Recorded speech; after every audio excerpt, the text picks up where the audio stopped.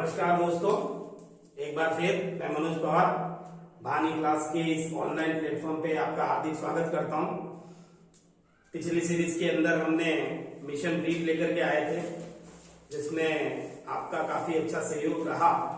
और अभी रिसेंटली एक वर्तमान में चल रही छात्रों के मन की असमंजस और जो संशय की स्थिति थी उसको क्लियर करने के लिए भी एक वीडियो मैंने अपने चैनल के ऊपर अपलोड किया था। काफी लोगों का रेस्पॉन्स मिला है उस पर मुझे, लेकिन जो बात बीत चुकी है उस पर ज्यादा चर्चा नहीं करेंगे। अभी हम फोकस करेंगे हमारे आगामी एग्जाम फर्स्ट ग्रेड को। और फर्स्ट ग्रेड के अंदर फर्स्ट पेपर के अंदर एक बहुत अच्छा जो रहेगा पोर्शन वो रहेगा एजुकेशन मैनेजमेंट या शिक्षा प्रबंधन का, जिसके अंदर आज मैं पहला वीडियो लेकर के आया हूं आपके सामने। जैसा कि बोर्ड पर आपको हेडिंग दिख ही रहा है, भारत स्काउट एंड गाइड। काफी अच्छा टॉपिक है और हर बार फर्स्ट पेपर के अंदर एक या दो प्रश्न यहाँ से निश्चित तौर पर पूछे जाते हैं।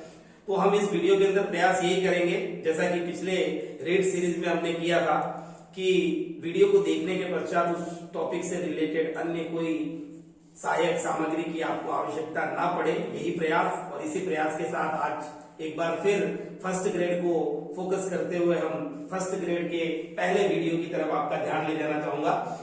तो देखिएगा, भारत स्काउट एवं गाइड, वैसे ये स्कूली शिक्षा से जुड़ा हुआ एक स्वशैक्षिक गतिविधि के रूप में लगभग सभी गवर्नमेंट और प्राइवेट स्कूल्स के अंदर संचालित होने वाली एक गतिविधि है। और मेरा कुछ पर्सनल इसके साथ में लगाव भी रहा है, तो वो भी मैं आपके साथ इस वीडियो के अंदर लगातार शेयर करता रहूंगा। चलिएगा, बात करते हैं स्काउट शब्द का। स्काउट शब्द क्या है, इसका शाब्दिक अर्थ क्या होता है और किस रूप में इस शब्द का प्रयोग किया गया है इस संगठन के लिए।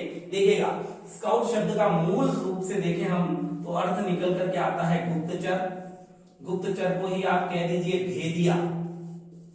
भेदिया बिल्कुल स्थानीय और लोकल भाषा में यूज होने वाले शब्दों का प्रयोग। उसके बाद में अग्रगामी, सूचनाएं जो है एकत्रित करने के लिए जो सबसे आगे चलता था, आगे रहता था, इसे हम जासूस भी कह सकते हैं। और साथ ही साथ इसकी जो नियम और इसकी जो शपथ है उसके अकॉर्डिंग भी इसको एक नाम दिया गया है, सेवक और परोपकारी। तो इस तरह से हम समझ सकते हैं कि स्काउट शब्द का क्या अर्थ रहेगा। स्काउट शब्द का अर्थ रहता है, मूल रूप से हम देखते हैं, गुप्तचर या जासूस, और इसे ही हम भेदिया, सेवक या परोपकारी भी कह सकते हैं। देखिएगा, विश्व इतिहास या विश्व पटल पर स्काउटिंग जो व्यवस्था है या जो संगठन है किस प्रकार अस्तित्व में आता है, तो एक नाम सबसे महत्वपूर्ण यहाँ निकल करके आता है, जिसको हम सीधे शब्दों में बीपी के नाम से जानते हैं, बीपी। और इन्हें ही हम कहते हैं Lord Baden Powell. Lord Baden Powell.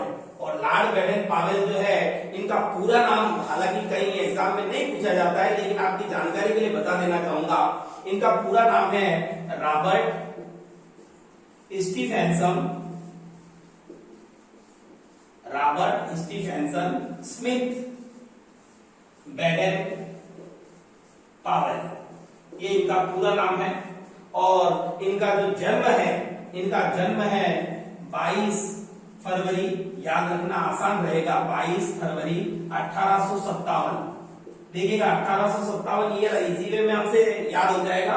और 22 फरवरी से कई बार प्रश्न पूछा गया है, यही फर्स्ट ईयर के एग्जाम के अंदर भी सीधा सा प्रश्न पूछ लिया गया था कि स्काउट गाइड दिवस कब मनाया जाता है, तो 22 फरवरी, क्योंकि यही दिन लॉर्ड बेडेन पावेल का जन्म दिवस है, 22 फरवरी। और एक चीज और इसी के साथ में मैं जोड़ देता हूं, OSF। OSF कौन है, तो OSF का पूरा नाम है ओलेव सेंट फ्लोअर सोम्स, जिन्हें हम लेडी बेडेन पावेल भी कहते हैं। ये बेडेन पावेल की धर्म पत्नी है, तो इन्होंने भी गर्ल गाइडिंग के क्षेत्र के अंदर अपना महत्वपूर्ण योगदान दिया था। तो विशेष बात यह है कि ये 22 फरवरी इनका भी जन्म दिवस है, यानी 22 फरवरी और इधर 22 फरवरी, दोनों की जो डेट रहती है वो रहती है 22 फरवरी जन्म दिवस। इसी वजह से स्काउट गाइड दिवस विश्व स्तर पर स्काउट गाइड दिवस किस डेट को मनाया जाता है? 22 फरवरी को। और स्काउट्स के लिए इस डे को हम मनाते हैं किस रूप में? सेवा दिवस या गुड टर्न दिवस के रूप में, गुड टर्न दिवस के रूप में। और गाइड के लिए ये जो दिन मनाया जाता है 22 फरवरी का, उसको कहते हैं विचार दिवस या थिंकिंग डे, थिंकिंग डे। तो देखिएगा यहाँ कुछ चीजें मैंने एक साथ में क्लियर करने का प्रयास किया है। 22 फरवरी विश्व स्काउट गाइड दिवस के रूप में मनाया जाता है। साथ ही साथ स्काउट, देखिएगा यहाँ पर ये चीज क्लियर कर लीजिए, स्काउट जो शब्द है वो छात्रों के लिए प्रयोग होता है, जबकि गाइड शब्द है वो छात्राओं के लिए प्रयोग होता है। तो 22 फरवरी सिमिलर डेट रहेगी, क्योंकि दोनों ही यानी कि दोनों ही दंपति जो है बैडन पावेल और लेडी बैडन पावेल, दोनों का ही जन्मदिन 22 फरवरी को आता है। 22 फरवरी इनकी डेट ऑफ बर्थ रहती है। इस कारण 22 फरवरी को गर्ल के लिए विचार दिवस और स्काउट्स के लिए सेवा दिवस या गुड टर्न दिवस के रूप में मनाया जाता है। चलिएगा बात करेंगे हम शुरुआती दौर, किस प्रकार से विश्व पटल पर ये स्काउटिंग उभर कर सामने आती है। तो सबसे पहले 1960 के अंदर ये जो बैडन पावेल है ना, ये यूरोप में देखेंगे हम लंदन इंग्लैंड के निवासी थे, ठीक है ना साहब। इनका संबंध लंदन इंग्लैंड से है। तो इन्होंने जो शुरुआत की है 1960 में वो इंग्लैंड में ही की है। और इंग्लैंड में मात्र 20 बच्चों का एक ग्रुप बनाते हैं, 20 बच्चों का। कई बार ये प्रश्न पूछा जा चुका है कि शुरुआती दौर में बैडन पावेल ने कितने बच्चों को शामिल करके अपने स्काउटिंग की शुरुआत की थी। बॉयज स्काउटिंग की बात कर रहा हूं मैं, गर्ल्स की बात नहीं हो रही है यहाँ पर। तो 20 बच्चों का एक ग्रुप बना करके 1960 के अंदर, और कहां पर, तो वो भी बता दें आपको, ब्राउन शी द्वीप नामक स्थान पर इन्होंने सर्वप्रथम 1960 के अंदर 20 बच्चों के साथ में बॉयज स्काउटिंग की शुरुआत की। और इसी शुरुआत को जब सफलता मिलते हुए देखा, उन्होंने देखा कि उनका ये प्रयास सफल रहा है, तो अपनी इस सफलता को उन्होंने अपनी एक पुस्तक 1908 में प्रकाशित की, जिसका नाम था scouting for boys. Scouting for boys के नाम से एक पुस्तक इनके द्वारा प्रकाशित की जाती है। तो जिसको हम जानते हैं, ये देखिए इंपॉर्टेंट फैक्ट क्या क्या रहेंगे, क्योंकि इस बार मैं पूरी तरीके से फोकस से प्रश्न पर करूंगा, कहां से प्रश्न पूछा जा सकता है। तो देखिएगा, स्काउट शब्द का शाब्दिक अर्थ जानकारी के लिए जरूरी है। बैडन पावेल, इनका जन्म 22 फरवरी 1857 को होता है। इनका पूरा नाम मैं बता चुका हूं, इनकी पत्नी का नाम मैं आपको बता चुका हूं, दोनों का ही डेट ऑफ बर्थ है 22 फरवरी। इसीलिए स्काउट गाइड दिवस 22 फरवरी के दिन गए। जो पास्ट एग्जाम रहा है इसके पहले वाला, उसके अंदर ये प्रश्न पूछा जा चुका है। 1960 में बॉय स्काउटिंग की शुरुआत इंग्लैंड के अंदर ब्राउन शी द्वीप पर लॉर्ड बैडन पावेल द्वारा 20 बच्चों के साथ शुरुआत की जाती है। और स्काउटिंग फॉर बॉयज नाम की इनकी पुस्तक के अंदर इनके द्वारा किए गए इस प्रथम प्रयोग की सफलता को इन्होंने लोगों के साथ साझा किया है। चलिएगा आगे बात करेंगे हम कि विश्व स्काउट गाइड का मुख्यालय कहाँ स्थित है। देखिएगा, तो विश्व स्काउट गाइड का जो मुख्यालय है वो जेनेवा के अंदर स्विट्जरलैंड में स्थित है। जेनेवा स्विट्जरलैंड के अंदर स्थित है। देखिएगा, मुख्यालय की बात कर लूं,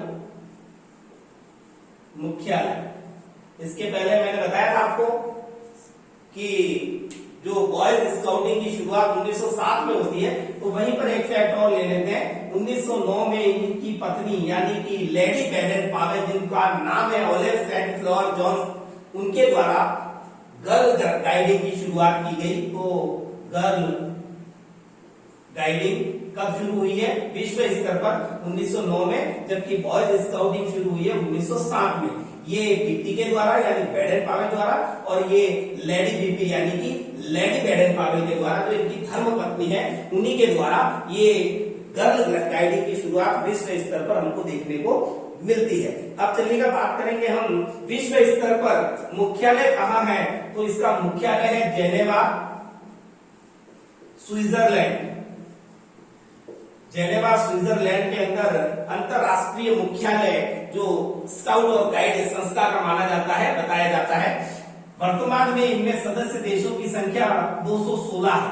216 देश विश्व स्काउट गाइड संगठन के सदस्य हैं, जिसमें से भारत भी एक देश है। यहीं पर क्लियर कर लेता हूं, भारत ने इसकी सदस्यता 1938 में ग्रहण की है, यानी कि भारत में ये सदस्यता ग्रहण करने से पहले ही स्काउट गाइड जो है उससे संबंधित संगठन बनना प्रारंभ हो चुके थे अपने राष्ट्रीय स्तर पर, किंतु अंतरराष्ट्रीय स्तर पर स्काउटिंग की जो सदस्यता ली है भारत देश ने वो 1938 में ली गई है। चलिएगा, यहीं पर मैं आपको क्लियर करूंगा विश्व स्काउट ब्यूरो और कौन कौन से क्षेत्रों में वो विस्तारित है और भारत उसमें कहां पर फिट बैठता है, भारत कौन से परिक्षेत्र में शामिल माना जाता है। चलिएगा, विश्व स्काउट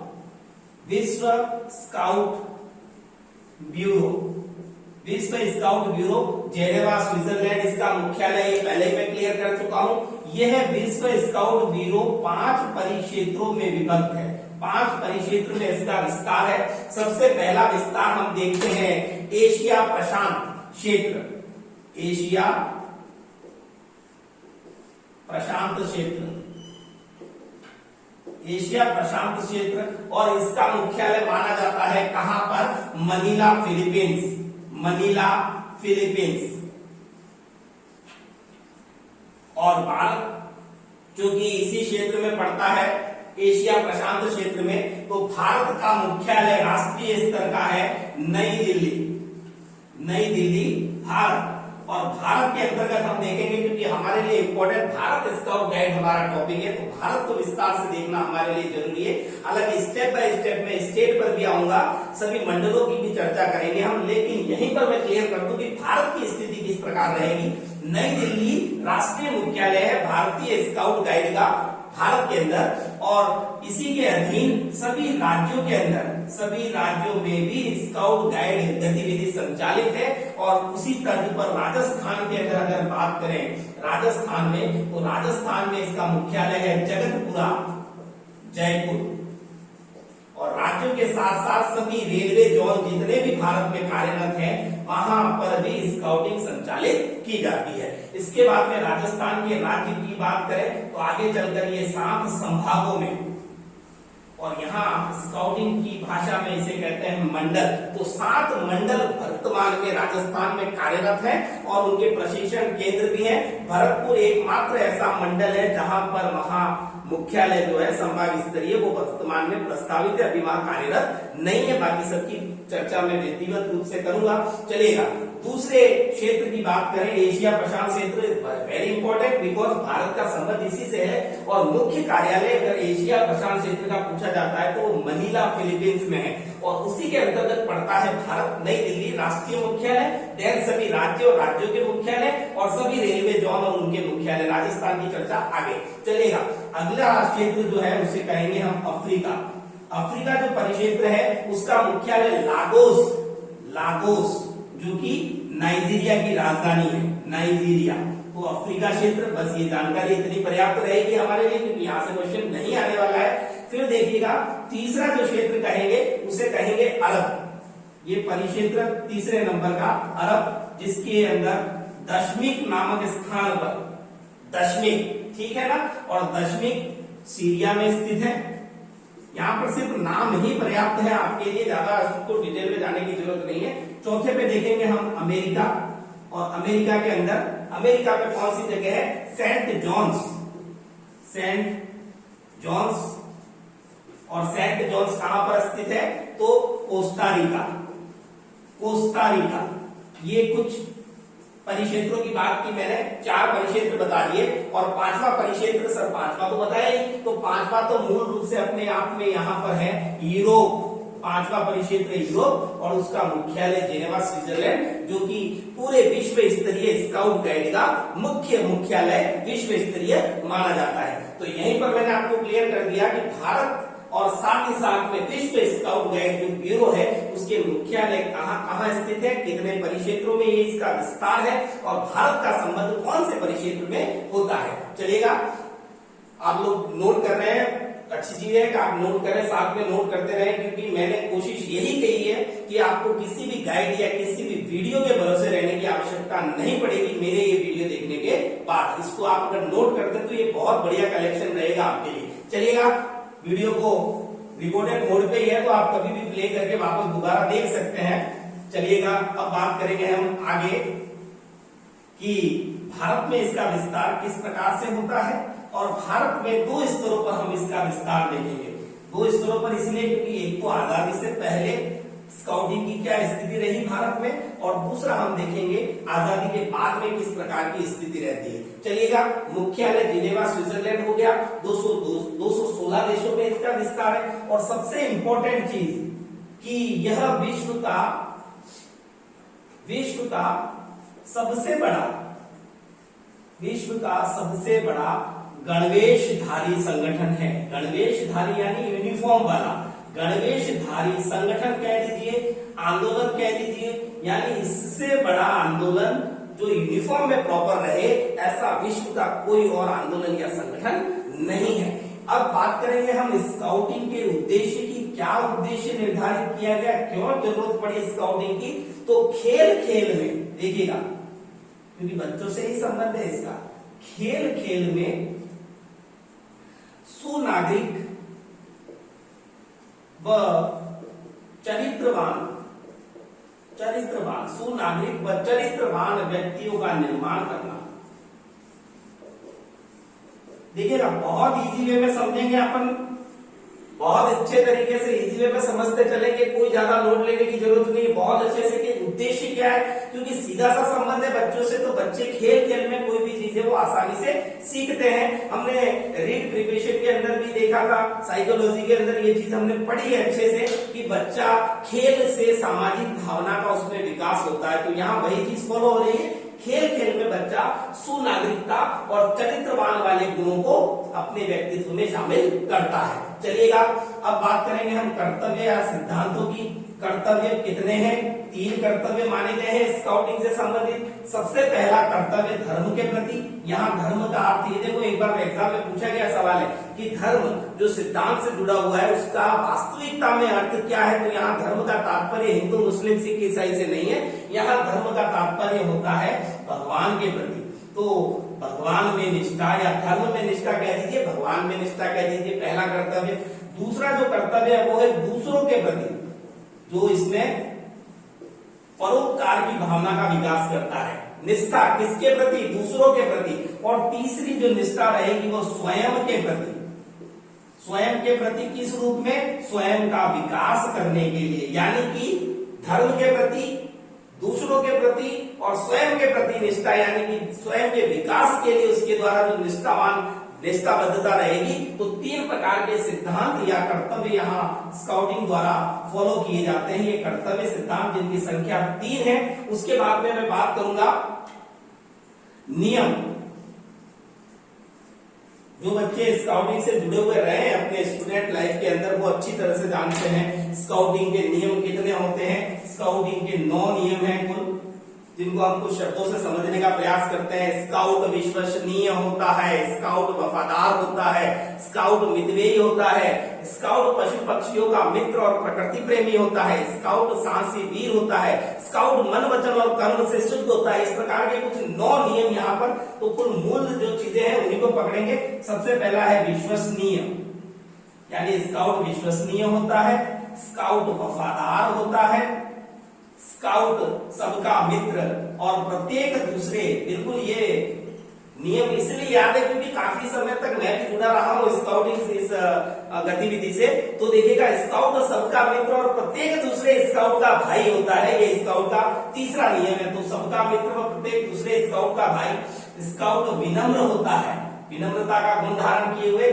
स्काउट पशु पक्षियों का मित्र व प्रकृति प्रेमी होता है, ये नियम हो गया। उसके बाद में स्काउट अनुशासनशील होता है, अनुशासनशील होता है और सार्वजनिक संपत्ति की रक्षा करने में सहयोग देता है। स्काउट साहसी वीर होता है, स्काउट मितव्ययी होता है। और स्काउट का अंतिम जो नियम रहेगा, 9वां नियम, स्काउट मन वचन और कर्म से शुद्ध होता है। तो इस प्रकार से स्काउटिंग से रिलेटेड कुछ 9 नियमों की बात मैंने यहाँ पर की। स्काउट विश्वसनीय, वफादार, तो कीवर्ड को हम पकड़ेंगे। तो वैसे बेसिकली सवाल यही पूछा जाता है स्काउट के कुल कितने नियम है, तो स्काउट के कुल 9 नियम होते हैं। चलिएगा, अब बात करेंगे स्काउट की शपथ या प्रतिज्ञा की। यहीं पर एक चीज और क्लियर कर दूं, देखिएगा हालांकि नहीं पूछा जाता है, लेकिन स्काउट की जो प्रतिज्ञा होती है वो भी, उनकी भी संख्या 3 है, और स्काउट की जो प्रतिज्ञा होती है उसकी पोजीशन इस प्रकार से रखी जाती है 3 अंगुलियों को, यानी कि 3 प्रकार की प्रतिज्ञा हम कर रहे हैं। स्काउट की प्रतिज्ञा, मैं मर्यादा पूर्वक प्रतिज्ञा करता हूं कि मैं यथाशक्ति ईश्वर धर्म यानी कि मैंने पहले क्लियर कर दिया कि धर्म और ईश्वर को समान माना गया है, तो ईश्वर धर्म के प्रति, उसके बाद में दूसरों के प्रति यानी कि दूसरों की सहायता करूंगा, और तीसरा स्काउट नियम का पालन करूंगा, यानी कि मैं मर्यादा पूर्वक प्रतिज्ञा करता हूं कि मैं यथाशक्ति ईश्वर धर्म और दूसरों के प्रति तथा स्काउट नियमों का पालन करूंगा। चलिएगा, तो 3 प्रकार की प्रतिज्ञाओं का यहाँ वर्णन मिलता है। 3 प्रतिज्ञा है, पहली है ईश्वर और देश के प्रति अपने कर्तव्य, फिर है दूसरों की सहायता की बात, और तीसरा है स्काउट नियम का पालन, जो 9 नियम है उनका पालन करूंगा, ये भी उसकी प्रतिज्ञा में आ जाता है। और 3 अंगुलियों का सिंबल बहुत इंपॉर्टेंट रहेगा प्रतिज्ञा के समय भी, और स्काउट जो लोग होते हैं, स्काउट से जुड़े हुए जो लोग होते हैं, वो इन 3 अंगुलियों को ही सैल्यूट के रूप में इस प्रकार से प्रयुक्त करते हैं। स्काउट के जो बच्चे हैं, स्काउट संगठन से जुड़े हुए लोग, तो जब भी किसी व्यक्ति से मिलते हैं तो अपना राइट हैंड न मिला करके लेफ्ट हैंड मिलाते हैं, और इसके पीछे लॉजिक ये होता है कि लेफ्ट साइड में हमारा हार्ट है, और वे ये मानते हैं कि हम किसी व्यक्ति से जब मिलते हैं, संपर्क स्थापित करते हैं, तो हम उससे फॉर्मल रूप में न मिलकर के अपने दिल से दिल को मिलाते हैं। तो ये कुछ ऐसी बेसिक चीजें मे भी पूछ लिया जाए तो मैंने आपको वैसे ही ओरली बता दिया। चलिएगा, अब बात करेंगे हम प्रार्थना की। तो स्काउट की प्रार्थना है दया कर दान भक्ति का, दया कर दान भक्ति का हमें परमात्मा देगा। बिल्कुल, काफी लोगों को ध्यान भी होगी ये प्रार्थना। इसके बाद में स्काउट का जो झंडा गीत है, स्काउट का झंडा गीत, वो झंडा गीत कौन सा है? भारत स्काउट गाइड झंडा ऊंचा सदा रहेगा। भारत स्काउट गाइड झंडा ऊंचा सदा रहेगा, ऊंचा सदा रहेगा, झंडा ऊंचा सदा रहेगा। नीला रंग गगन सा विस्तृत भातृभाव फैलाता, त्रिदल कमल नित 3 प्रतिज्ञाओं की याद दिलाता। तो यहीं पर क्लियर कर दूं, ये जो झंडा होता है इसका रंग होता है नीला, और इस नीले रंग के झंडे का अनुपात है 3:2, और इस झंडे के मध्य में इस प्रकार से एक सैंडल कमल बोल सकते हैं, त्रिदल कमल बोल सकते हैं, इसको त्रिदल कमल बोलते हैं। त्रिदल कमल बना हुआ होता है, और इसका रंग होता है ऑरेंज कलर का। ये ऑरेंज, और साथ ही साथ में जो ये नीले रंग का हमारा जो झंडा है, इसको कहेंगे हम स्काउट गाइड झंडा, त्रिदल कमल बना हुआ होता है। और इस झंडे का विशेष रूप से अंग्रेजी में नाम देखें तो फ्लूसर डिलीस, फ्लूसर डिलीस इस नाम से इसको जाना जाता है। 3:2 इसका अनुपात रहेगा लंबाई और चौड़ाई का, और उसी प्रकार से फहराया जाता है जिस प्रकार से हमारा राष्ट्रीय ध्वज फहराया जाता है। सूर्योदय सूर्यास्त का जो नियम है वो यहाँ पर भी फॉलो किया जाता है। तो यहाँ देखिएगा, कुछ चीजें मैंने क्लियर करने की कोशिश की है कि सैल्यूट किस हाथ से, तो सैल्यूट दाएं हाथ से, लेकिन 3 अंगुलियों से सैल्यूट होता है। हाथ कौन सा मिलाया जाता है? बायां हाथ मिलाया जाता है। प्रतिज्ञा की पोजीशन क्या रहती है? प्रतिज्ञाएं 3 है, सिद्धांत भी 3 है, और स्काउट गाइड के नियमों की संख्या 9 होती है। चलिएगा, अब कुछ शब्द जो स्काउटिंग से जुड़े हुए हैं और बहुत अच्छे से मैं बताऊंगा, क्योंकि सिर्फ ओरली पढ़कर नहीं बता रहा हूं, मैंने इस चीज को प्रैक्टिकली भी अपनी लाइफ में लिया है। मैंने कहा था वीडियो की शुरुआत में कि काफी फेवरेबल मेरा टॉपिक है ये, इसलिए मैं आपको पहला शुरुआत यहीं से कर रहा हूं। देखिएगा, एक वर्ड आता है कैंप फायर। कैंप फायर कब किया जाता है? जब भी किसी भी प्रकार का कैंप ऑर्गेनाइज किया जाता है स्काउट संस्था के द्वारा, तो वहां पर जो बच्चे सम्मिलित होते हैं ट्रुप्स के रूप में, अपने अपने ट्रुप के साथ में, तो रात्रि के समय शयन से पहले एक मनोरंजन के लिए एक बहुत अच्छी तरीके का एक कल्चरल इवेंट, एक प्रोग्राम आयोजित किया जाता है। बीच में लकड़ियां जलाई जाती हैं, उसके चारों तरफ बच्चे अपने ट्रुप वाइज बैठते हैं, और वहां कई प्रकार के इस गीत, कविताएं और भी काफी सारी प्रेरक चीजें वहां पर कैंप फायर के अंदर ऑर्गेनाइज होती है। एक वर्ड निकल करके आता है हाइक, और हाइक का संबंध होता है भ्रमण से। जब कैंप समाप्ति के स्तर पर होता है, यानी जैसे कि कल विदा होना है, कैंप समाप्त हो रहा है, तो उसके एक दिन पूर्व जो एक साहसिक भ्रमण कार्य किया जाता है उसको बोलते हैं हाइक। काफी जगह पर अलग अलग तरह की हाइक्स होती है, साइकिलिंग की हाइक्स भी होती है जो बहुत लंबी दूरी की होती है, लेकिन संसाधनों की कमी और समय की कमी को देखते हुए पैदल हाइक की जाती है, जिसकी एक निश्चित दूरी होती है, 2 से 5 किलोमीटर की दूरी तक बच्चों को ले जाया जाता है। तो हाइक शब्द का क्या अर्थ है वो भी मैंने आपको बता दिया। चलिएगा 22 फरवरी बहुत इंपॉर्टेंट है, अच्छे से याद रखेंगे। हम बायां हाथ मिलाते हैं, 3 अंगुलियों से सैल्यूट करते हैं। अब देखेंगे हम भारत में जो स्काउट गाइड संस्था है वो किस प्रकार से अस्तित्व में आती है, कौन कौन से लोगों का योगदान यहाँ रहता है और आजादी के पश्चात वो किस प्रकार से अपने वर्तमान स्वरूप में आई है, इन सारी चीजों को हम विस्तार से देखेंगे। लेकिन ये वर्ड जरूर याद रखिएगा, कैंप फायर और हाइक, क्योंकि ये काफी बार पूछा जा सकता है कि भाई ये क्या होता है, हाइक का मतलब क्या है, कैंप फायर क्या है। चलिएगा बात करेंगे हम भारत में स्काउटिंग। तो भारत में, लेकिन यहाँ पहले टॉपिक पे हम देख रहे हैं आजादी से पूर्व। आजादी से पूर्व, चलिएगा आजादी से पूर्व भारत के अंदर सबसे पहले नाम निकल करके आता है 1909, क्योंकि हमने देखा था 1907 के अंदर बीपी यानी बैडन पावेल द्वारा बॉयज स्काउटिंग की शुरुआत कर दी की थी, लंदन के अंदर कर दी गई थी 20 बच्चों के साथ में उन्होंने ब्राउन सी द्वीप के अंदर। तो 1909 भारत के अंदर कैप्टन T.H.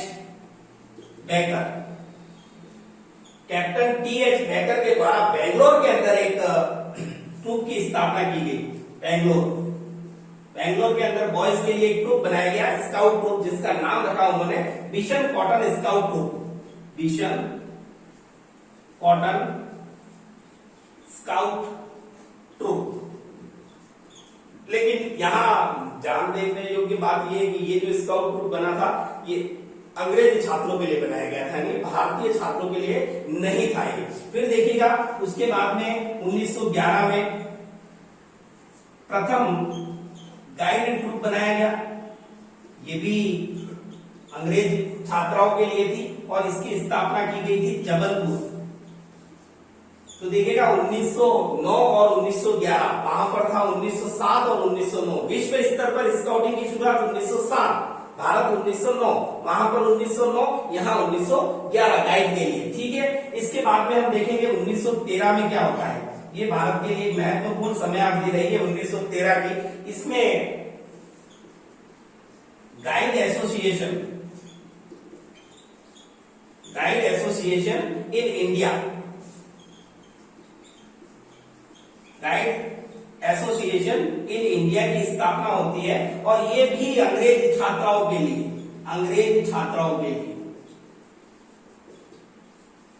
ये देखिएगा ये जो ट्रूप है ये अंग्रेज छात्रों के लिए, मैंने पहले आपको बता चुका हूं, ये अंग्रेज छात्र।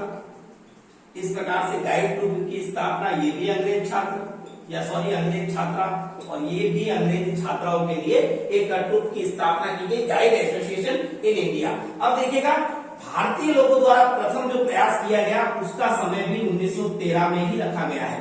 1913 के अंदर कौन कौन से वे लोग थे जो शुरुआती तौर पर भारत में स्काउटिंग लाने में अग्रणी भूमिका में रहते हैं, तो उनके नाम में देखिएगा सबसे पहला नाम आता है पंडित मदन मोहन मालवीय। पंडित मदन मोहन मालवीय, बिल्कुल ये वही पंडित मदन मोहन मालवीय है जो अपन ने हिस्ट्री में पढ़े हैं, रीड के वीडियोस के अंदर आप अच्छी तरह से जानते हैं। अब देखिएगा श्री राम वाजपेयी, और एक सबसे इंपॉर्टेंट नाम जो यहाँ निकल करके आता है हृदयनाथ कुंजरू। ये इंपॉर्टेंट इसलिए है क्योंकि ये है भारत स्काउट गाइड के पहले अध्यक्ष। प्रथम अध्यक्ष कौन थे? प्रथम अध्यक्ष थे हृदयनाथ कुंजरू रहते हैं। और वर्तमान अध्यक्ष की बात करते हैं तो देखिएगा ये राष्ट्रीय आयुक्त हैं, सॉरी थोड़ा सा मिस्टेक रहता है यहाँ पे, राष्ट्रीय प्रथम आयुक्त कौन रहते हैं? हृदयनाथ कुंजरू रहते हैं। डिटेल में बताऊंगा, मैं सब कुछ आपको बताऊंगा। यहाँ पर प्रथम अध्यक्ष कौन थे वो भी मैं क्लियर करूंगा। तो हृदयनाथ कुंजरू, पंडित मदन मोहन मालवीय और श्री राम वाजपेयी, ये कुछ ऐसे शुरुआती नेता रहे जिनके प्रयासों से भारत के अंदर भारतीय बच्चों के लिए स्काउटिंग की शुरुआत की गई। किस नाम से? सेवा समिति स्काउट संघ, सेवा समिति स्काउट संघ नाम से कहां पर स्थापना की गई? ये भी इंपॉर्टेंट है, इलाहाबाद के अंदर। इलाहाबाद के अंदर भारतीय बच्चों के लिए, यानी भारतीय बच्चों के लिए पंडित मदन मोहन मालवीय और उनके सहयोग के द्वारा 1913 में सेवा समिति स्काउट संघ की स्थापना इलाहाबाद में की गई। लेकिन इसी के साथ में एक नाम और निकल करके आता है, जी.एस. दाते। जी.एस. दाते, इनके द्वारा एक अन्य संगठन और बनाया जाता है जिसका नाम है स्काउट संघ। स्काउट संघ, इनके द्वारा एक और संगठन बनाया जाता है भारतीय बच्चों के लिए, लेकिन इसकी स्थापना ये मद्रास में करते हैं। तो मद्रास में जी.एस. दाते स्काउट संघ की स्थापना करते हैं और इनको सहयोग करते हैं एनी बिसेंट। इनको सहयोग कौन करती है? Any Besant. एनी बिसेंट के सहयोग से जी.एस. दाते द्वारा मद्रास में भी एक स्काउट संघ की स्थापना भारतीय बच्चों के लिए की जाती है। चलिएगा, अब मैं बात करूंगा विश्व स्तर पर स्काउटिंग की शुरुआत बेडेन पावेल द्वारा की गई। भारत में अगर शुरुआत पूछी जाए तो कैप्टन टी.एच. बेकर द्वारा की गई, लेकिन अंग्रेज छात्रों के लिए भारतीय लोगों द्वारा भी प्रयास किया गया। तो कहीं ना कहीं सारी बातों को अगर हम देखते हैं, विचार करते हैं, तो ये बात हमारे सामने जहन में स्पष्ट तौर पर आती है कि कोई ना कोई ऐसी प्रॉब्लम रही जिसकी वजह से भारत 1909 में और 13 में जब स्काउटिंग की शुरुआत कर चुका था, तो भारत विश्व स्तर पर सदस्यता 1938 में जाकर के क्यों लेता है, उसका रीजन भी मैं यहाँ क्लियर करूंगा। चलिएगा, जो बेडेन पावेल रहे हैं, ये अपनी पत्नी सहित भारत में 2 बार आते हैं। 2 बार इनकी यात्रा भारत में होती है, बेडेन पावेल और लेडी बेडेन पावेल की। कब कब होती है वो भी मैं बताऊंगा। तो देखिएगा, जब वो भारत में आते हैं तो भारत में उनकी जो यात्रा है उसको सफल नहीं माना जाता है, क्योंकि वो भारतीय लोगों को या भारतीय नेताओं को स्काउटिंग के प्रति तो उनके अंदर आकर्षण पैदा हो जाता है, लेकिन विश्व स्तर पर वो किसी एक पॉइंट के लिए जो है सहमति नहीं बना पाते हैं। देखिएगा, भारत के बच्चों के लिए बेडेन पावेल द्वारा जो संगठन का नाम दिया गया वो था द बॉयज स्काउट संघ। द बॉयज स्काउट संघ, जिसकी स्थापना की गई थी मुंबई के अंदर, और किसके द्वारा? तो बीपी यानी कि बेडेन पावेल के द्वारा। लेकिन इसके विरुद्ध भारतीय लोगों ने इसके विरुद्ध जाकर के एक नए संगठन की स्थापना की, हिंदुस्तान। देखिएगा, ये भारतीय लोगों के द्वारा बेडेन पावेल द्वारा बनाए गए संगठन के विरुद्ध जाकर एक संगठन बनाया गया, हिंदुस्तान स्काउट संघ। स्काउट संघ की स्थापना की गई, और कब की गई? 1938 में। और देखिएगा, यही वो समय था जब 1938 में भारत ने विश्व स्काउट संघ की सदस्यता ली थी। विश्व सदस्यता कब ग्रहण करता है? 1938 के अंदर। कौन? भारत। और देखिएगा, बेडेन पावेल की जो भारत में यात्रा रही है अपनी पत्नी सहित, वो 2 बार रही है। एक तो 1921 में और दूसरी रही है 1937 के अंदर। और उनकी यात्रा, दूसरी यात्रा के बाद ही भारत अपनी विश्व सदस्यता को ग्रहण करता है। तो 1921 और 1937, ये 2 समय बिल्कुल याद रखिएगा, प्रश्न यहां से निकल करके आ सकता है। यानी बीपी बेडेन पावेल ने अपनी पत्नी के साथ, लेडी बेडेन पावेल और बेडेन पावेल दोनों ने 2 बार भारत की यात्रा की, 1921 और 1927। तो भारत के लोग या भारत के नेताओं की सहमति किस बात पर नहीं बन पा रही थी, क्योंकि स्काउट के जो मूल उद्देश्य है, सिद्धांत है, वहां राजा के प्रति स्वामी भक्ति, उनकी जो शपथ थी ना, वो राजा के प्रति स्वामी भक्ति को प्रदर्शित करती थी। और यही वो बात थी जिसको लेकर भारतीय लोगों की सहमति नहीं बन पा रही थी, और भारतीय लोगों ने इसके स्थान पर एक जो विकल्प दिया वो दिया था राष्ट्र के प्रति भक्ति या राष्ट्र के प्रति निष्ठा।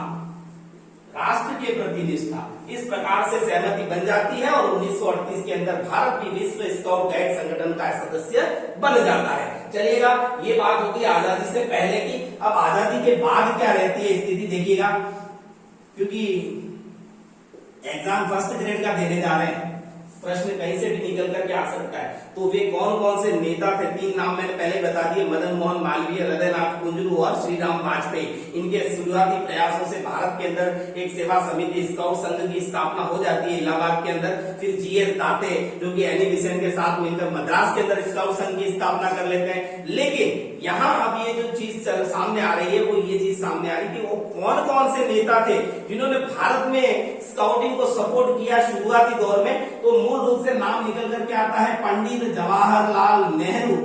पंडित नेहरू, मौलाना अबुल कलाम आजाद, मौलाना आजाद। ये क्यों इंपॉर्टेंट है मैं बिल्कुल अभी यही क्लियर करूंगा। मौलाना अबुल कलाम आजाद। फिर एक नाम निकल करके आता है मंगल दास पाकपसा। पाकपसा देखिएगा नाम थोड़ा सा कंफ्यूजन वाला है, लेकिन इंपॉर्टेंट यही नाम रहने वाला है, क्योंकि मैंने अभी थोड़ा सा कंफ्यूजन में कुछ और बता दिया था फैक्ट, लेकिन फैक्ट ये कि भारत स्काउट गाइड के पहले अध्यक्ष कौन थे, तो मंगल दास पाक्सवा। मंगल दास पाक्सवा। तो हृदयनाथ कुंजरू कौन थे, वो पहले राष्ट्रीय आयुक्त थे। राष्ट्रीय आयुक्त एक अलग चीज है और राष्ट्रीय अध्यक्ष एक अलग चीज है। ये फर्स्ट अध्यक्ष हैं भारत स्काउट गाइड के, मंगल दास पाक्सवा। उसके बाद में नाम वही श्रीराम वाजपेयी। श्रीराम वाजपेयी जो पहले नाम आ चुके हैं, उसको तो आपको ध्यान ही है। हृदयनाथ कुंजरू इसके अंदर भी साथ में जुड़ेंगे। फिर देखिएगा एक नाम और आता है, एक न्यायाधीश रहे जिनका नाम रहा है वी वैन बॉस। ये न्यायाधीश थे और इन्होंने भी भारत में स्काउटिंग संगठन का समर्थन किया। लेकिन इंपॉर्टेंट नाम मंगल दास पाक्सवा, क्योंकि ये पहले अध्यक्ष रहे हैं भारत स्काउट गाइड संगठन के। अब देखिएगा ये स्थिति है आजादी के बाद की, 1921 से 31 हो गया, 38 हो गया, लेकिन भारत ने विधिवत रूप से भारत के अंदर स्काउटिंग की शुरुआत अगर जो मानी जाती है उसकी डेट आप देख लीजिएगा। वो डेट निकल करके आती है 7 नवंबर 1950। 7 नवंबर 1950 तत्कालीन शिक्षा सचिव जिनका नाम है, शिक्षा सचिव कौन थे उस समय, उनका नाम है ताराचंद, डॉक्टर ताराचंद द्वारा भारत के अंदर विधिवत रूप से स्काउटिंग जो संगठन है उसकी शुरुआत की जाती है। कहां से, कनॉट पैलेस नई दिल्ली। कनॉट पैलेस नई दिल्ली। देखिएगा ये कनॉट पैलेस नई दिल्ली। और उस संगठन को क्या नाम दिया जाता है, संगठन को नाम दिया जाता है भारत स्काउट एवं गाइड। और यही हमारा आज का टॉपिक है, देख लीजिएगा भारत स्काउट एवं गाइड। यानी जिस टॉपिक को शुरू हमने किया था वो अस्तित्व में कब आता है, 7 नवंबर 1950। यहीं पर एक फैक्ट और ले लेते हैं, 7 नवंबर 1950 ही वो डेट है जिस दिन भारत के साथ साथ राजस्थान राज्य के अंदर भी, राजस्थान राज्य भारत स्काउट एवं गाइड की स्थापना होती है जगतपुरा जयपुर के अंदर। जगतपुरा जयपुर, जिसको कहते हैं वुडलैंड, ठीक है, वुडलैंड कहा जाता है। ये राजस्थान का मुख्यालय है। राजस्थान राज्य भारत स्काउट गाइड का मुख्यालय कहां पर है, तो जगतपुरा जयपुर, जिसको आगे चल करके बालचर आवासीय विद्यालय का स्वरूप भी प्रदान किया गया। सारे पॉइंट में मैं आऊंगा। तो देखिएगा यहाँ ये स्थिति बन गई। अब देखिएगा गर्ल्स के लिए एक अलग एसोसिएशन बना था 1913 के अंदर, एक अलग एसोसिएशन गर्ल्स के लिए बन गया था। और गाइड के लिए तो उस गाइड वाले एसोसिएशन को भी भारत के स्काउट गाइड संगठन में जोड़ दिया गया 15 अगस्त 1951। बहुत इंपॉर्टेंट डेट है, बहुत इंपॉर्टेंट फैक्ट है। देखिएगा 15 अगस्त 1951 के दिन all India girls guide, all India girls guide संघ जो है उसका विलय कर दिया जाता है किसमें, भारत स्काउट एंड गाइड में। यानी वर्तमान में भारत के अंदर गाइड के लिए कोई अलग से संगठन कार्यरत नहीं है। पूरी की पूरी स्काउटिंग और गाइडिंग जो संचालित हो रही है वो भारत स्काउट और गाइड नामक संगठन के अंतर्गत ही संचालित हो रही है। चलिएगा आगे हम बात करेंगे अन्य क्षेत्रों में कहां कहां पर क्या, राजस्थान के संदर्भ में भी मैं बात करूंगा। तो मेरे हिसाब से अभी तक विश्व स्तर पर और भारत में स्काउटिंग की शुरुआत कहां और किस प्रकार से हुई, कौन कौन से संगठन बने, कौन कौन से व्यक्ति जुड़े हुए हैं, और स्काउट की जो बेसिक चीजें हैं, स्काउट का ध्वज कौन सा है, स्काउट की प्रतिज्ञा। और एक चीज हमेशा याद रखिएगा, स्काउट का जो चिन्ह है वो इस प्रकार का होता है, जिसको हम कहते हैं त्रिदल कमल। ये देखिएगा इस प्रकार से यहाँ गांठ बंधी हुई है जो विश्व बंधुत्व को प्रदर्शित करती है। विश्व बंधुत्व को प्रदर्शित करने वाली ये गांठ है जो इन तीनों, ये त्रिदल कमल कहलाता है। त्रिदल कमल, जिसको इंग्लिश में हम सैंडल कमल भी बोल सकते हैं, सैंडल कमल। ये चिन्ह है, स्काउटिंग का चिन्ह है, जिसको हम त्रिदल कमल के नाम से जानते हैं। और डार्क ब्लू कलर के ध्वज के ऊपर ये उत्कीर्ण किया जाता है। चलिएगा अब हम देखते हैं स्काउट और गाइड संगठन राजस्थान के संदर्भ में। मैंने भारत में 2 पॉइंट से क्लियर करने का प्रयास किया है आजादी से पूर्व और आजादी के पश्चात। ठीक है ना सर। तो अब देखेंगे हम भारत के अंदर जो स्काउटिंग की शुरुआत हुई थी 7 नवंबर 1950 के दिन, और शिक्षा सचिव रहे थे डॉक्टर ताराचंद उनके द्वारा, और कनॉट पैलेस नई दिल्ली के अंदर इसकी स्थापना हुई। उसके बाद आगे चल करके 15 अगस्त 1951 को गर्ल एसोसिएशन जो गाइड के लिए बनी हुई थी उसको भी मर्ज कर दिया गया भारत स्काउट और गाइड संघ के अंदर। अब देखिएगा राजस्थान के अंदर जो शुरुआत बताई जाती है वह शुरुआत भी 7 नवंबर 1950, और कहां पर इसकी स्थापना की जाती है, जगतपुरा जयपुर। जगतपुरा जयपुर ये राजस्थान राज्य है। देखिए इसको इस नाम से समझते हैं, भारत स्काउट गाइड, और इसको कहेंगे हम राजस्थान राज्य भारत स्काउट और गाइड, यानी Bharat scout guide as it is word रहेगा, उसके साथ में जुड़ जाएगा राजस्थान राज्य। अगर बात मध्य प्रदेश की रहेगी तो मध्य प्रदेश राज्य भारत स्काउट एंड गाइड के नाम से ही जाना जाएगा। राजस्थान राज्य Bharat scout and guide, Jagatpura Jaipur, और जगतपुरा जयपुर जो है उसे हम किस नाम से जानते हैं, तो उसे हम जानते हैं वुडन लैब के नाम से, वुडन लैब। यहीं पर स्थापना की गई। आगे चल करके बालचर आवासीय विद्यालय की खूबी पॉइंट पर मैं आऊंगा। देखिएगा तो राजस्थान के अंदर राजस्थान राज्य भारत स्काउट गाइड जो संघ है या संगठन है, उसका शीर्ष निकाय क्या है, गवर्नमेंट बॉडी के अंदर शीर्ष निकाय, शीर्ष निकाय तो उसे हम कहते हैं राज्य परिषद, राज्य परिषद। और इसका जो अध्यक्ष होता है, इसका अध्यक्ष वो होता है एक आईएएस ऑफिसर। अध्यक्ष, अध्यक्ष कौन होता है, एक आईएएस ऑफिसर होता है, और उसका कार्यकाल रहता है 2 वर्ष का, उसका कार्यकाल रहता है उसका कार्यकाल रहता है 3 वर्ष का।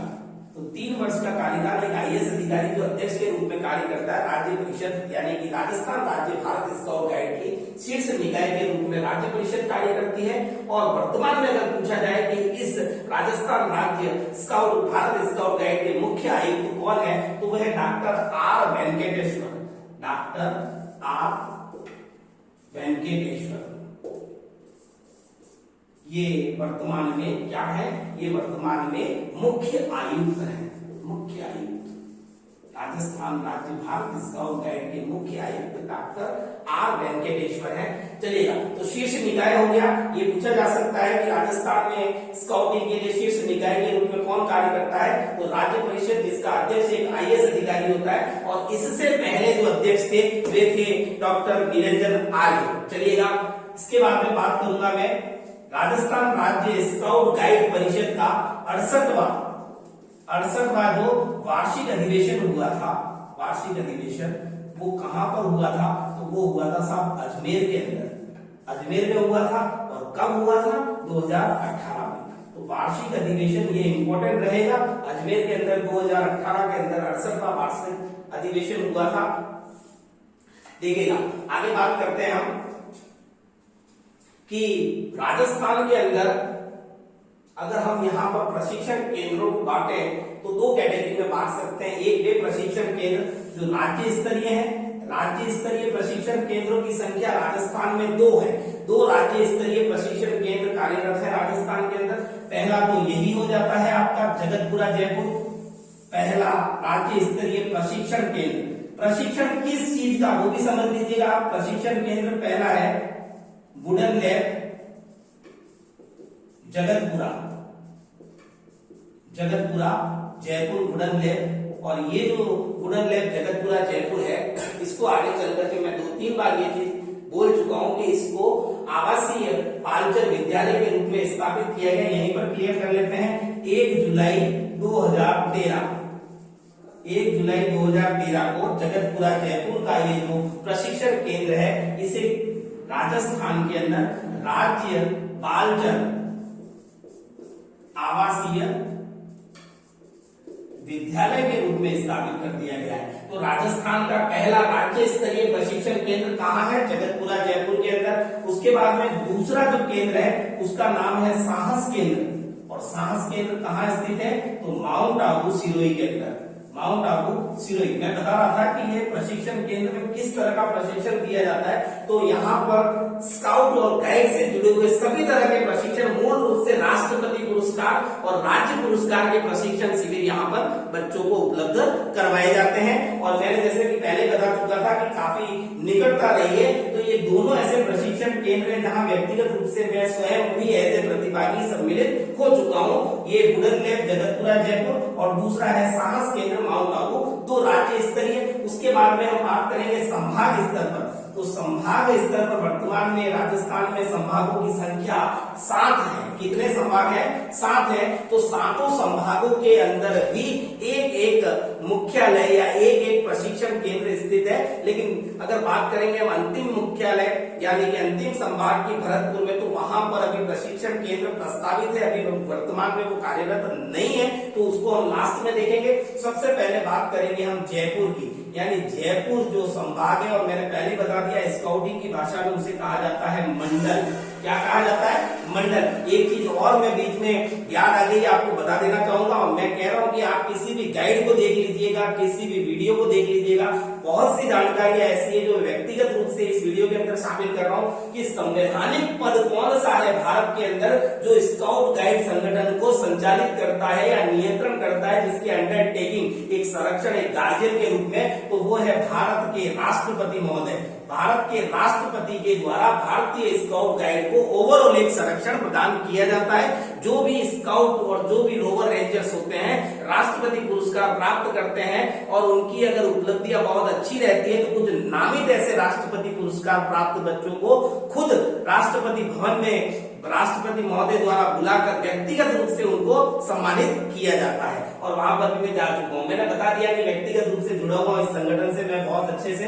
तो देखिएगा जगतपुरा के अंदर मैंने बात की थी आपको संभाग स्तरीय, तो संभाग स्तरीय में यहाँ पर जयपुर के अंदर 2 नाम निकल करके आते हैं। एक तो राज्य स्तरीय हो जाता है, राज्य स्तरीय में पहले बता चुका हूँ जगतपुरा बुडनले हो जाता है, और दूसरा जो जयपुर के अंदर हम निकल करके आता है संभाग स्तरीय, और वो है बनी पार्क। जयपुर के अंदर संभाग स्तरीय कौन सा है? बनी पार्क। और बनी पार्क जयपुर, और ये बनी पार्क जो है यहाँ मूल रूप से राजस्थान राज्य के जितने भी प्रतिभागी स्काउट्स हैं उनका राष्ट्रपति अवार्ड का जो एग्जाम होता है, या जो प्रशिक्षण नहीं कहेंगे उसको कहेंगे परीक्षण कैंप। परीक्षण कैंप जो होता है वो बनी पार्क जयपुर के अंदर होता है। यहाँ पर भी मैं व्यक्तिगत रूप से जा चुका हूँ। दूसरा जो संभाग स्तरीय रहेगा वो रहेगा आपका जोधपुर के अंदर। जोधपुर मंडल के अंदर रहता है चौपासनी वैसे भी बहुत ज्यादा पॉपुलर है। तीसरे नंबर पर आता है उदयपुर संभाग या उदयपुर मंडल, और वो है उदय निवास।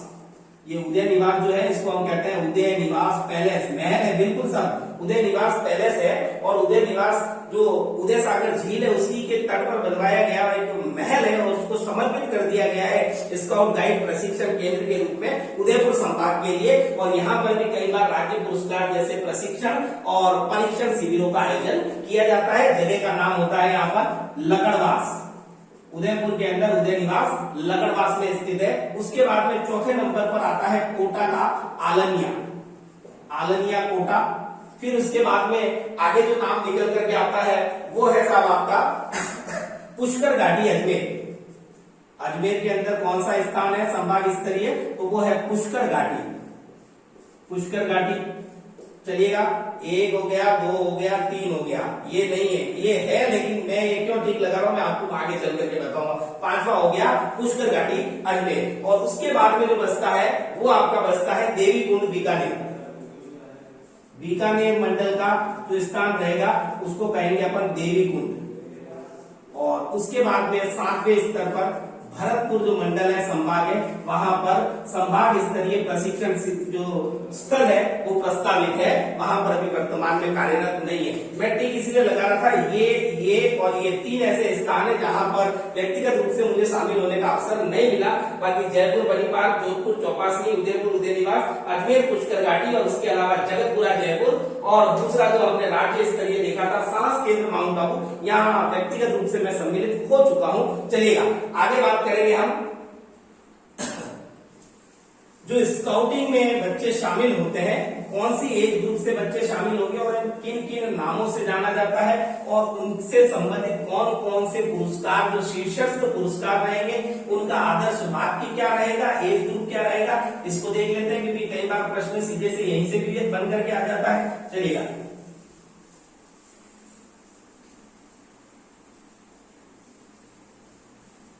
चलिए देखते हैं हम आगे।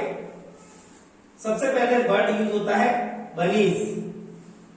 देखिएगा, बनीज शुरुआती दौर में बच्चे जब स्काउट संस्था से जुड़ते हैं, जिनकी उम्र यहाँ मानी जाती है 3 से 6 वर्ष, इसमें बॉयज और गर्ल्स के लिए कोई अलग से वर्ड यूज नहीं है, सिर्फ बॉयज को बनीज या बर्द कहा जाता है। उसके बाद में शुरुआत होती है बॉयज के लिए कब और गर्ल्स के लिए बुलबुल, और इनकी जो एज रहती है कब या बुलबुल की, वो रहती है 5 से 10 वर्ष।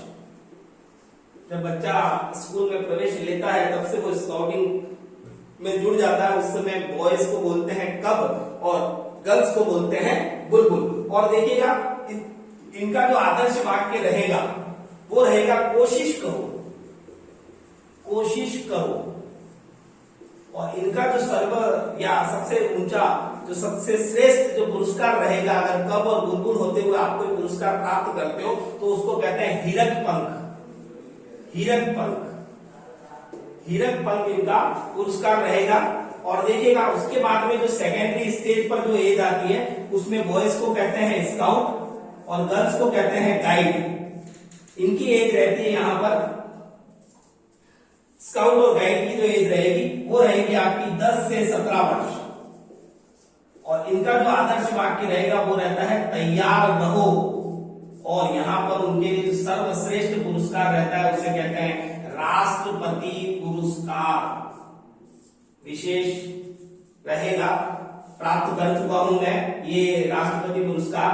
और उसके बाद जो एज आती है वो है रोवर्स, और गर्ल्स के लिए आता है रेंजर्स। रेंजर्स, रोवर्स और रेंजर्स 18 से 25 वर्ष की आयु रहेगी। और इनका आदर्श वाक्य रहेगा सेवा करो। और इनका भी एज इट इज, ये जो सर्वश्रेष्ठ पुरस्कार रहेगा उसे कहेंगे हम राष्ट्रपति पुरस्कार। तो इस प्रकार से देखिएगा, यहाँ स्काउटिंग से जुड़े हुए कुछ एज ग्रुप के अकॉर्डिंग क्या नाम से पुकारा जाता है, उनका आदर्श वाक्य क्या रहता है, और उनके द्वारा प्राप्त किया जाने वाला सर्वश्रेष्ठ जो पुरस्कार रहेगा उस एज ग्रुप में वो कौन सा रहेगा। अब देखिएगा, यहाँ कुछ ऐसे कुछ विशेष स्काउटिंग ग्रुप भी संचालित है, विशेष शाखाएं स्काउटिंग की, वो कौन कौन सी हैं। तो विशेष स्काउटिंग में देखिएगा विस्तार स्काउटिंग, विस्तार स्काउटिंग, ये कुछ विशेष शाखाएं वर्तमान में कार्यरत हैं। फिर है समुद्री स्काउटिंग, फिर है वायु स्काउटिंग, और उसके बाद में है venture club scheme. Venture club scheme, यानी कि ये 4 प्रकार की कुछ अतिरिक्त जो विशेष शाखाएं हैं उनके नाम भी मैंने बता दिया। विस्तार स्काउटिंग, समुद्री स्काउटिंग, वायु स्काउटिंग और वेंचर क्लब स्कीम, ये भी स्काउटिंग का ही 4 विशेष शाखाएं यहाँ पर वर्तमान में कार्यरत हैं। चलिएगा, फिर यहाँ मैंने आपको बता ही दिया था कि जगतपुरा का जो है जयपुर का जो राज्य स्तरीय प्रशिक्षण केंद्र, उसको वर्तमान में 2013 के अंदर बालचर आवासीय विद्यालय का स्वरूप भी प्रदान किया गया है। चलिएगा आगे देखते हैं हम।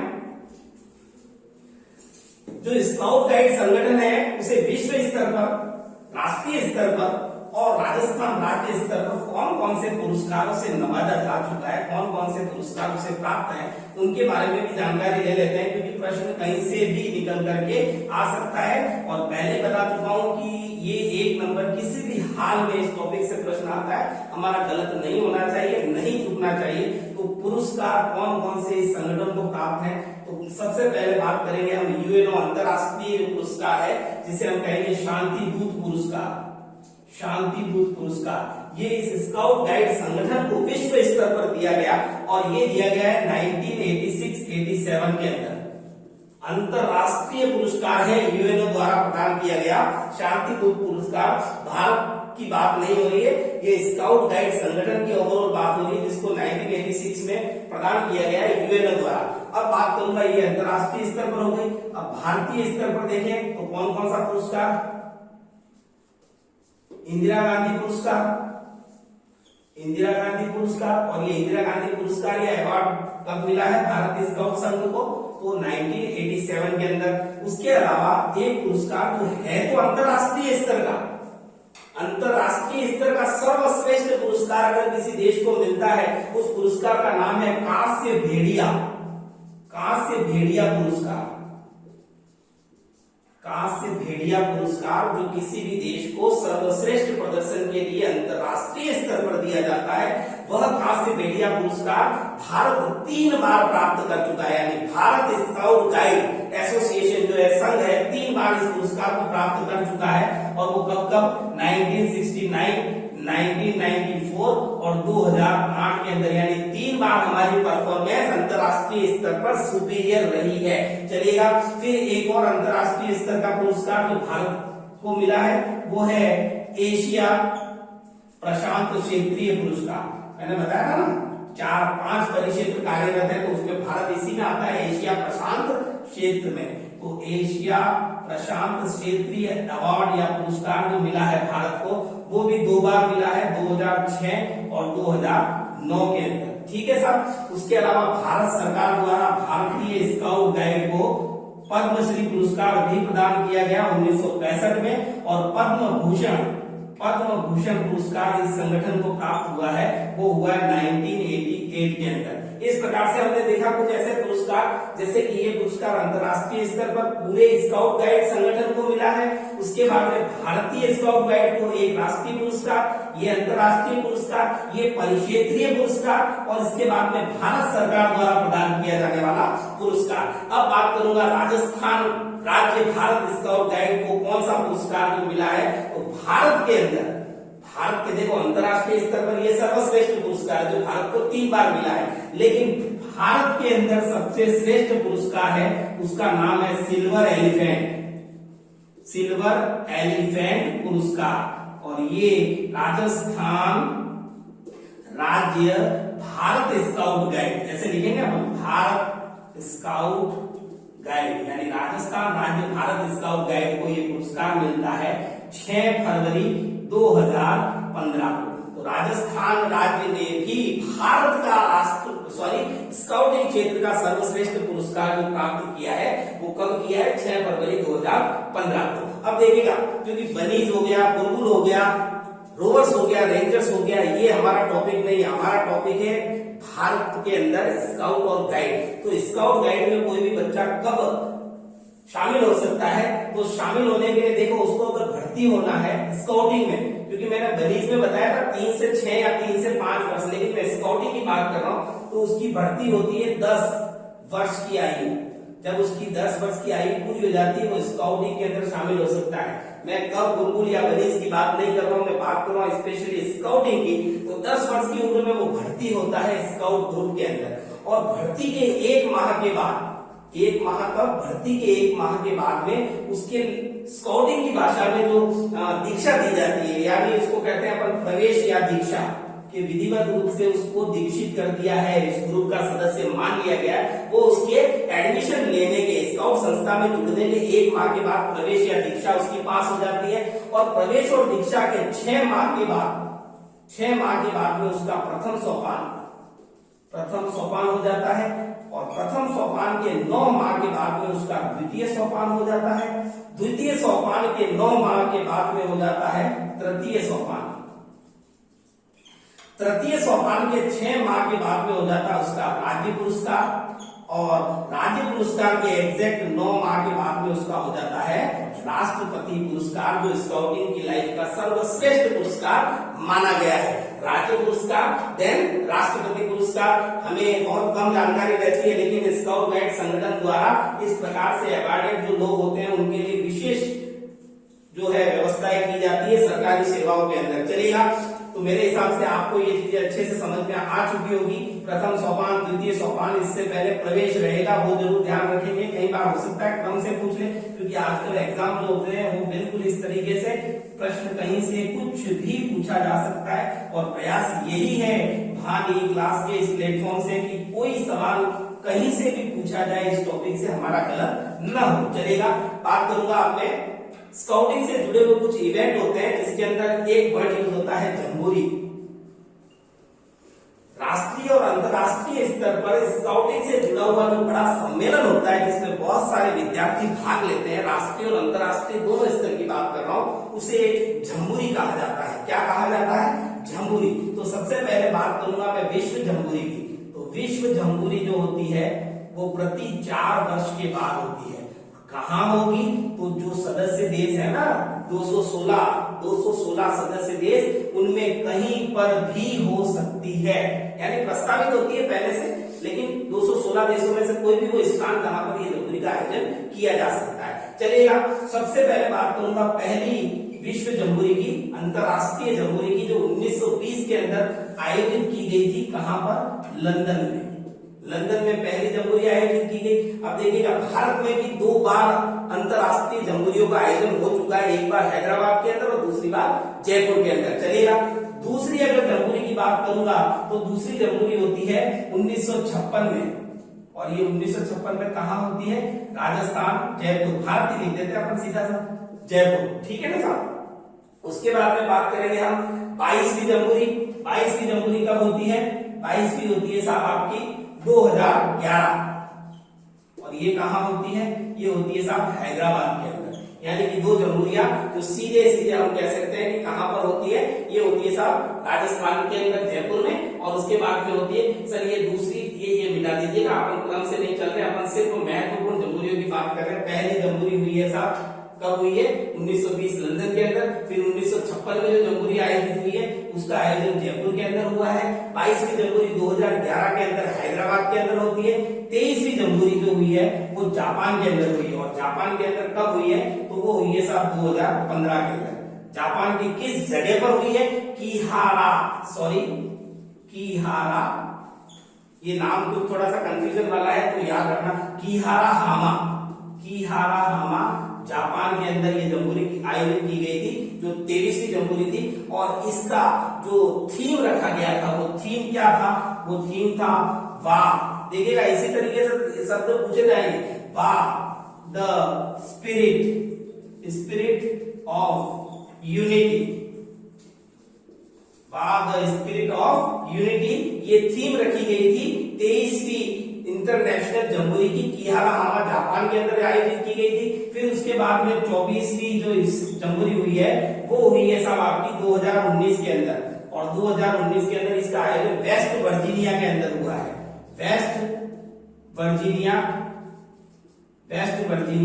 अमेरिका के अंदर, यूएसए कह दीजिए, अमेरिका कह दीजिए, अमेरिका के अंदर। और इसकी जो थीम थी वो थी अनलॉक अ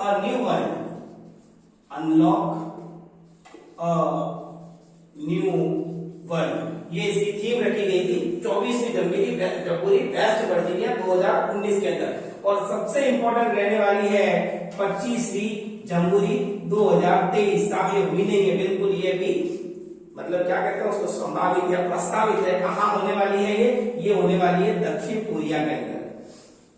2023 के अंदर इसका आयोजन दक्षिण कोरिया के अंदर किया जाएगा। तो ये कुछ अंतरराष्ट्रीय जम्बूरी इंपॉर्टेंट रहेगा। सिर्फ 2 नाम, राजस्थान के अंदर जयपुर, और भारत के अंदर अगर बात करें तो आंध्र प्रदेश हैदराबाद के अंदर भी अंतरराष्ट्रीय जम्बूरी का आयोजन हो चुका है। अब वे जम्बूरी जो राष्ट्रीय स्तर पर की जाती है, वे कौन कौन सी जम्बूरी है? तो राष्ट्रीय स्तर पर आयोजित की जाने वाली जम्बूरी कौन कौन सी है? देखिएगा कहां पर हुई। तो पहली जो जम्बूरी हुई है राष्ट्रीय स्तर पर वो हुई थी साहब 1953 हैदराबाद,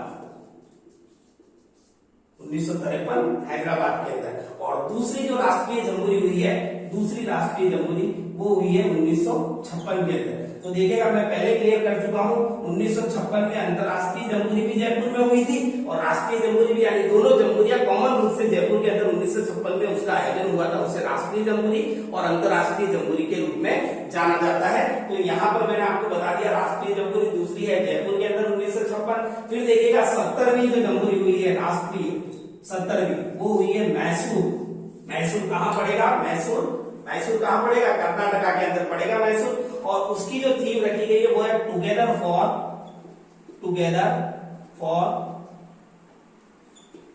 बेटर टुमारो, यानी कि एक अच्छे कल के लिए साथ मिलकर कार्य करना, टुगेदर फॉर बेटर टुमारो। ये जो बात मैंने आपको बताई है ये बताइए हमारे राष्ट्रीय जमहूरी की। और एक चीज और बता दूं कि 3 विशेष जमहूरियों का भी आयोजन किया गया है। राष्ट्रीय और अंतर्राष्ट्रीय को छोड़ करके 3 विशेष जमहूरियां अभी तक आयोजित हो चुकी हैं। और इसके अंदर एक जमहूरी का आयोजन हुआ था 1998, जो कि कहां हुई थी? वो जमहूरी हुई थी उड़ीसा में, खुर्दा उड़ीसा, भुवनेश्वर के पास, भुवनेश्वर। तो ये विशेष क्यों कही गई? ये विशेष इसलिए की गई क्योंकि ये न तो राष्ट्रीय जमहूरी थी न अंतरराष्ट्रीय जमहूरी थी। मैंने बताया 3 अभी तक ऐसी विशेष जमहूरियों का आयोजन हो चुका है। देखिएगा, किताब में नहीं मिलेगा, मैं अपने व्यक्तिगत निजी अनुभवों से आपको बता रहा हूं। 1998 के अंदर ये जमहूरी हुई थी खुर्दा उड़ीसा भुवनेश्वर के अंदर, और ये जमहूरी थी सार्क जमहूरी, यानी कि भारत जिन सार्क समूह का सदस्य है उन सार्क समूह के देशों के छात्र इसके अंदर संगठित हुए थे, एकत्रित हुए थे।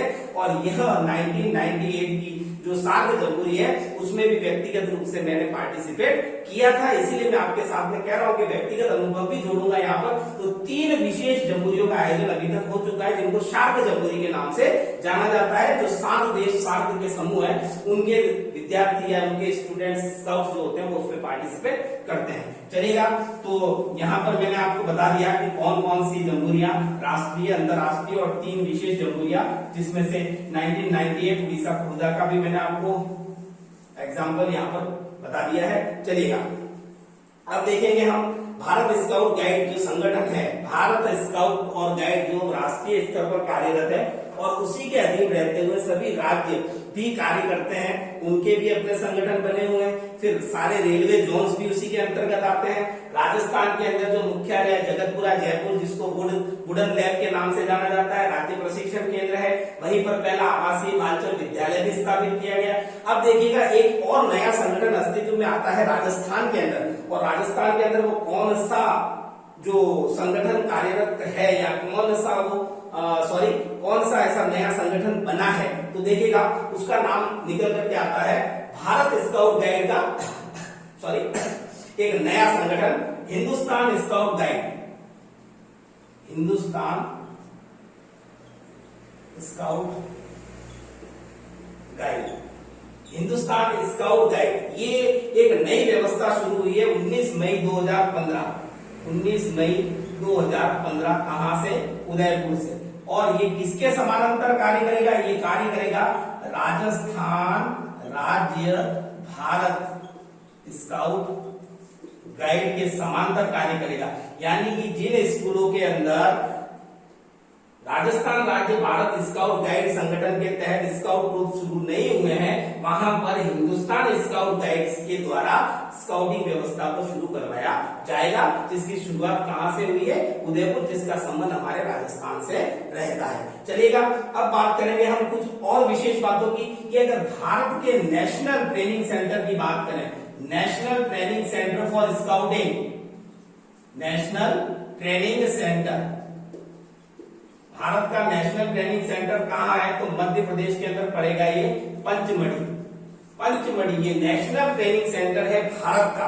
राजस्थान के राज्य स्तर के 2 प्रशिक्षण केंद्र है, जगतपुरा जयपुर और दूसरा पड़ता है सांस केंद्र माउंट आबू सिरोही। चलिएगा, अब बात करूंगा कुछ ऐसी चीजों की जो राजस्थान और भारत के साथ में जुड़े हुए, कुछ अलग सी स्काउटिंग से रिलेटेड कुछ अन्य बातों को निकाल करके लेकर के आते हैं। चलिएगा,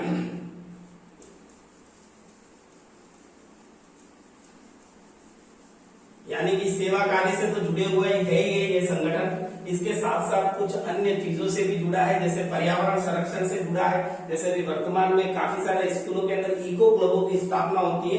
वन विभाग, राज्य वन विभाग के नियंत्रण में कार्य करता है। और बहुत अच्छी चीज मैं आपको बताने जा रहा हूं, यहाँ पर देखिएगा, स्काउट गाइड ज्योति, स्काउट गाइड ज्योति, स्काउट गाइड ज्योति नामक एक मासिक पत्रिका है, मासिक पत्रिका, जिसके अंदर स्काउट गाइड से जुड़ी हुई वार्षिक जितनी भी गतिविधियां होती हैं, महीने की जितनी भी गतिविधियां आयोजित होनी है राज्य स्तर पर, राजस्थान की बात कर रहा हूं, तो उन सभी गतिविधियों को कहां पर कौन सा है पुरस्कार प्रशिक्षण शिविर होने वाला है, कहां पर परीक्षण शिविर होने वाला है, कहां पर स्काउटर्स के लिए जो टीचर होते हैं उनके लिए कौन सा कैंप आयोजित होना है, कौन सी तारीख से कौन, वो पूरी की पूरी राज्यवार जो पूरी गतिविधियां हैं उनका विवरण उस पत्रिका में दिया जाता है। और इसका जो प्रकाशन करता है वो करता है राजस्थान राज्य भारत स्काउट गाइड।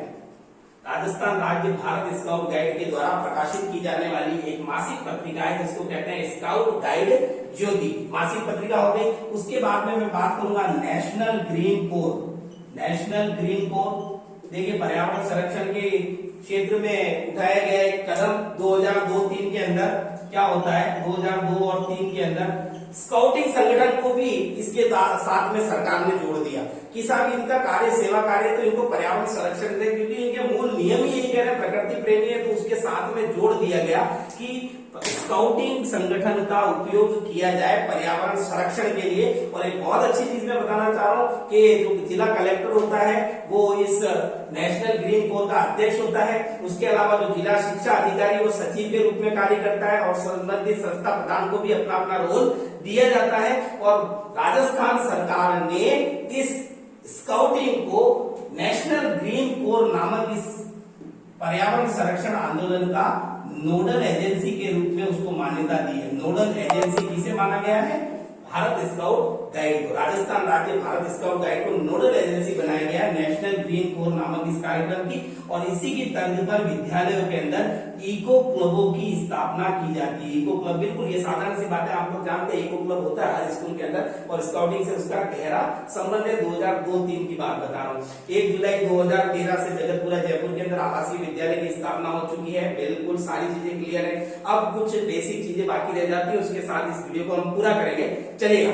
अब देखेंगे हम वो प्रश्न जो शायद आपको न मिले कि कौन से व्यक्ति का संबंध भारत में इस संगठन से कब रहा और किस पद से रहे हैं, चलेगा। तो सबसे पहले बात करूंगा मैं भारत स्काउट गाइड का पहला अध्यक्ष। पहला अध्यक्ष देखिएगा राष्ट्रीय स्तर पर पहला अध्यक्ष कौन रहा है, तो मैंने आपको पहले बता दिया था, उनका नाम है मंगलदास पाकस्वा। मंगलदास पाकवसा और इनका कार्यकाल रहा है सर 1953 से 1960। उसके बाद में अगर बात करें कि वर्तमान अध्यक्ष कौन है भारत स्काउट गाइड के, तो वर्तमान अध्यक्ष है अनिल जैन। अनिल जैन वर्तमान अध्यक्ष, ये पहले हैं, ये वर्तमान है। अब एक और पद निकल करके आता है राष्ट्रीय मुख्य आयुक्त। थोड़ा सा कंफ्यूजन हुआ था ना वहां पर, मुख्य आयुक्त। राष्ट्रीय मुख्य आयुक्त पहले कौन थे, तो वो थे हृदयनाथ कुंजरू। हृदयनाथ कुंजरू। तो बात करेंगे वर्तमान में कौन है, तो वर्तमान में है साहब आपके राष्ट्रीय मुख्य आयुक्त भारत के खंडेलवाल। के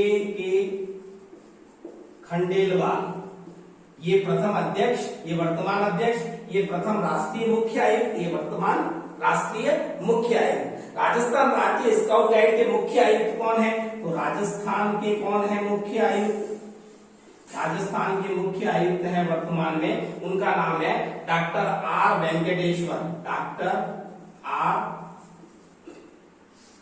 वेंकटेश्वर ये राजस्थान के मुख्य आयुक्त हैं, राज्य के मुख्य आयुक्त। तो इस प्रकार से यहाँ प्रयास किया है कि सबसे ज्यादा सारे फैक्ट हम यहाँ पर लेकर के आए आपके लिए कि भाई स्काउटिंग का जो ये टॉपिक रहेगा, कोई भी ऐसा प्रश्न जो न चूके, यहाँ पर सारी चीजों का समावेश करने का प्रयास मेरे द्वारा किया गया है। कि देखिएगा मैं फिर से आप लोगों को विश्वास दिला रहा हूँ कि ये वीडियो अगर आप देखते हैं तो भारत स्काउट गाइड का जो ये टॉपिक हमारा रहेगा फर्स्ट पेपर के अंदर, इस वीडियो के अलावा आपको किसी और चीज को देखने की आवश्यकता नहीं पड़ेगी। मेरा जो लास्ट वीडियो आया था नीट एग्जाम के रिजल्ट को लेकर के, उस वीडियो को अगर आपने देखा है तो मैंने प्रयास यही किया है कि बेफिजूल की कोई यहाँ पर बात नहीं की जाएगी, आगामी वीडियो के अंदर भी नहीं की जाएगी, सारे तथ्य आपके सामने रखे जाएंगे बिल्कुल। और आप अगर मेरे साथ में जुड़े रहते हैं, बने रहते हैं, मेरे चैनल को सब्सक्राइब करें। आप मेरे चैनल को सब्सक्राइब करने के साथ साथ आपको लगता है कि आपको मुझे कुछ सजेशन देने की जरूरत है तो आपका मोस्ट वेलकम, स्वागत करता हूं मैं आपके विचारों का भी। आप YouTube के ऊपर मुझे कमेंट डायरेक्टली कर सकते हैं, डिस्क्रिप्शन के अंदर नंबर है, नंबर पर आप कांटेक्ट करके भी कुछ भी पूछना है, कुछ बताना है, आप बता सकते हैं। और वीडियो के साथ में जुड़े रहिए और इसी प्रकार से मैं फर्स्ट ग्रेड के सारे वीडियो आपके सामने लेकर के आऊंगा। मेरे इस वीडियो को सब्सक्राइब कीजिए और हो सके आपको पसंद आता है वीडियो तो आगे से आगे शेयर करें और लाइक करें। Thank you very much.